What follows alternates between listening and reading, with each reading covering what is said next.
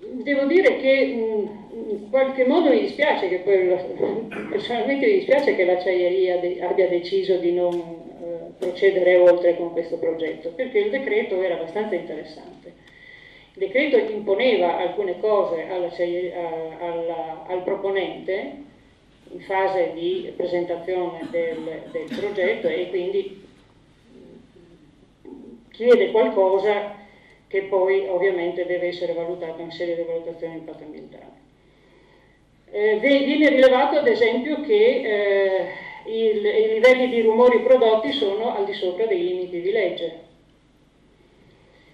e quindi si dice che non risulta effettuata un'analisi di impatto acustico, ovviamente nel progetto presentato, che ripeto era una cosa abbastanza veloce, superficiale e devo dire proprio anche abbastanza, così, da un punto di vista professionale, abbastanza discutibile.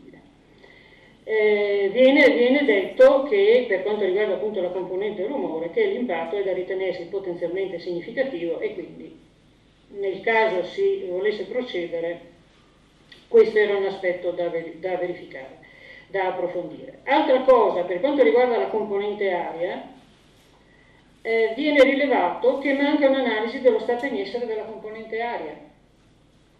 Manca una stima e una caratterizzazione dei livelli e della natura delle polveri emesse all'impianto funzionante e si conclude dicendo che si ritengono pertanto necessari adeguati approfondimenti in sede di valutazione di impatto ambientale.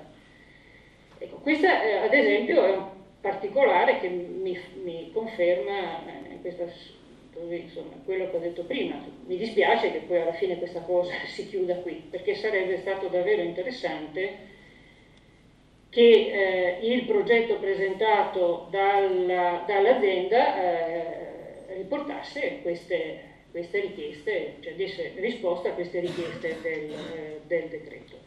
Naturalmente ci sono problemi anche per quanto riguarda la falda sottostante che nel progetto pare in una pagina addirittura non esistere, poi dall'altra parte si dice ma sì forse se pavimentiamo tutti i piazzali quindi salviamo la falda che c'è sotto e uno dice come? 4 pagine prima dici che lì non c'è una falda, quindi ecco, c'erano anche voglio dire passaggi di questo tipo.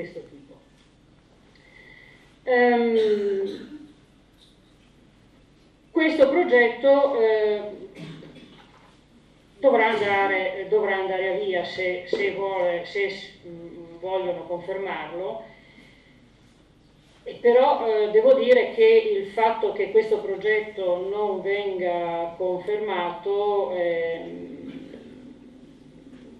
può farmi pensare anche che in realtà alle richieste contenute nel decreto non si sappia già da ora di non essere in grado di dare risposta, perché è ovvio che la situazione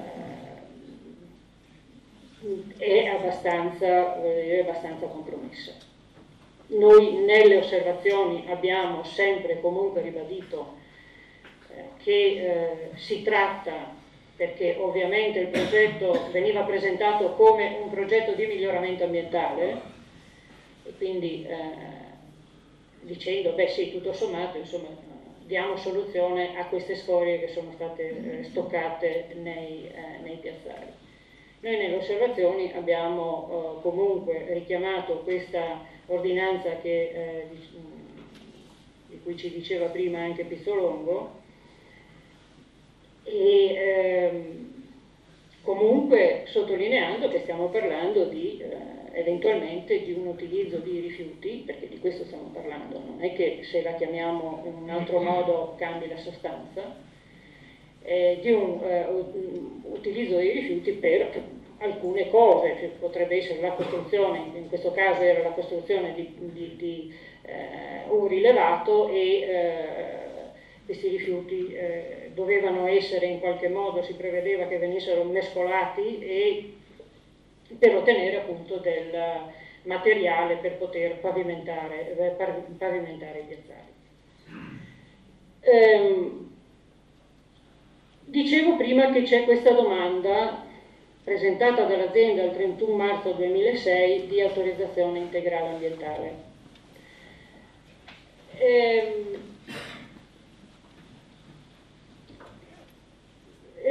Il decreto di riferimento è un decreto del 2005, è un decreto legislativo del 2005. Vi leggo alcuni passaggi perché sono davvero interessanti. L'autorità competente, nel determinare le condizioni per l'autorizzazione integrale ambientale, tiene conto dei seguenti principi generali.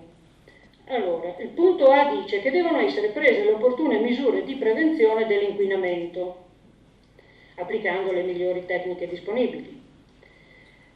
Non si devono verificare fenomeni di inquinamento significativi. E poi il punto C dice che deve essere evitata la produzione di rifiuti. In caso contrario i rifiuti sono recuperati, ove questo non sia possibile, siano eliminati evitandone e riducendone l'impatto sull'ambiente. Come procede questa domanda, questa autorizzazione integrale ambientale? Ha dei termini che naturalmente sono tutti abbondantemente superati. Si prevede una riunione di una conferenza di servizi, che immagino sia il tavolo tecnico di cui parlavo prima, che era la notizia del giornale, poche parole. La conferenza dei servizi credo che il sindaco sappia che nella conferenza dei servizi il sindaco dovrà fare delle prescrizioni ai sensi dell'articolo 217 del Regio Decreto, qui siamo al Regio Decreto del 1934, che è tuttora vigente, perché comunque è tuttora vigente. L'articolo 217 dice che quando vapori, gas o altre esalazioni, scoli di acque, rifiuti solidi o liquidi provenienti da manifatture o fabbriche possono riuscire di pericolo o di danno per la salute pubblica, che addirittura era ancora il podestà, prescrive le norme da applicare per prevenire o impedire il danno o il pericolo e si assicura della loro esecuzione ed efficienza. Questo è in sintesi quello che veniva ricordato prima, la funzione di ufficiale sanitario per quanto riguarda il territorio comunale del sindaco.